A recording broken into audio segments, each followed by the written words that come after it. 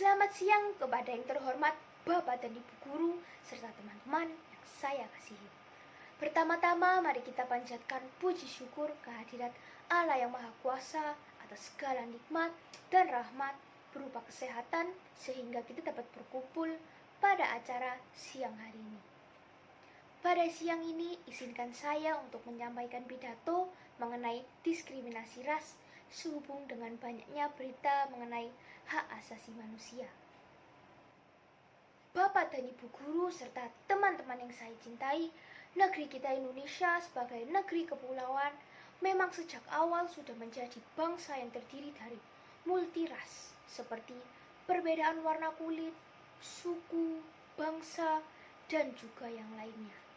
Hal ini seharusnya menjadi kebanggaan bagi kita, tetapi keragaman dan kemajemukan inilah yang menyebabkan terjadinya diskriminasi ras. Sayangnya masih banyak masyarakat yang belum menyadari akan hal tersebut.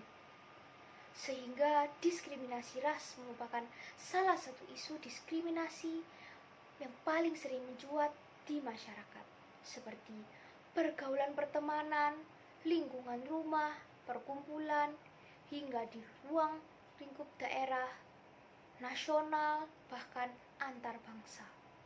Sebelum itu, kita harus mengetahui arti dari diskriminasi ras.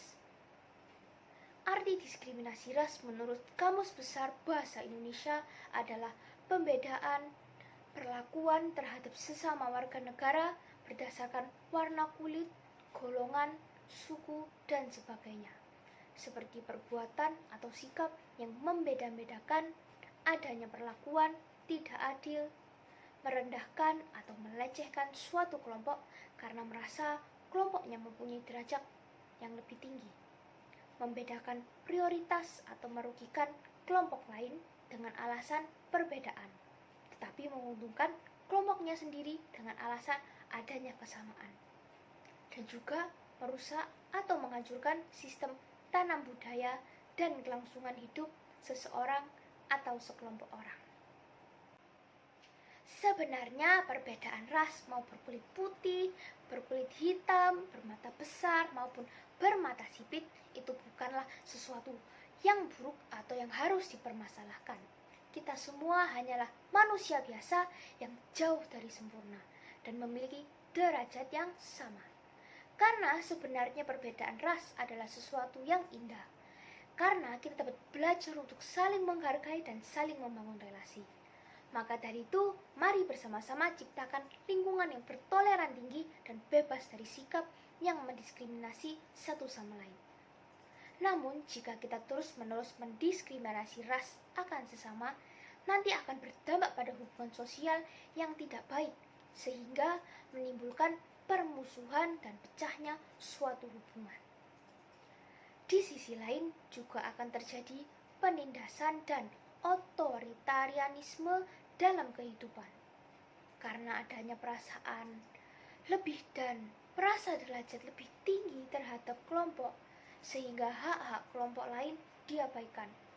Oleh karena itu, hendaknya perbedaan, keberagaman, dan pluralisme yang ada tidak dijadikan pembatas dalam bergaul di masyarakat. Maka dari itu, marilah kita hindari pergaulan buruk dari lingkungan maupun teman yang tidak dapat bertoleransi dan tidak dapat menerima perbedaan yang ada. Mari bersikap adil, bertoleran, dan menghargai perbedaan hidup seseorang yang sesuai dengan Pancasila yang berbunyi berbeda-beda tetapi tetap satu jua. Oleh karena itu, dengan kita membiasakan diri menghindari sifat-sifat yang saling merendahkan, saling mencela, saling berprasangka buruk, kita dapat memiliki kesejahteraan hidup. Solusi yang tepat untuk mengatasi maraknya kasus diskriminasi ras di Indonesia adalah: pertama, kita harus mengubah pola pikir kita yang selalu dilandaskan dengan pikiran indahnya perbedaan dan saling menghargai hidup seseorang. Solusi kedua, kita dapat meningkatkan rasa nasionalisme tanah air dan mengimplementasikan semboya Bhinneka Tunggal Ika. Dari pidato ini kita tahu bahwa diskriminasi ras berdampak sangat buruk bagi kesejahteraan relasi akan sesama.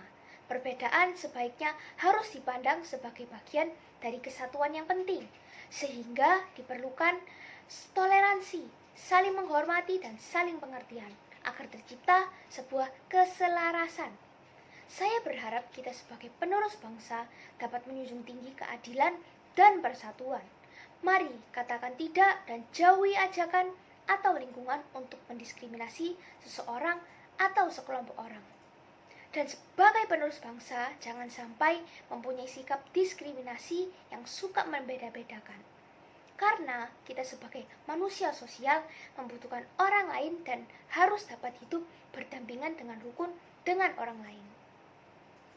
Demikian pidato yang dapat saya sampaikan. Saya ingin mengucapkan terima kasih atas waktu yang diberikan untuk saya dapat berpidato di tempat ini. Semoga bermanfaat bagi kita semua. Mohon maaf jika ada salah perkataan. Terima kasih dan Tuhan memberkati. Selamat siang.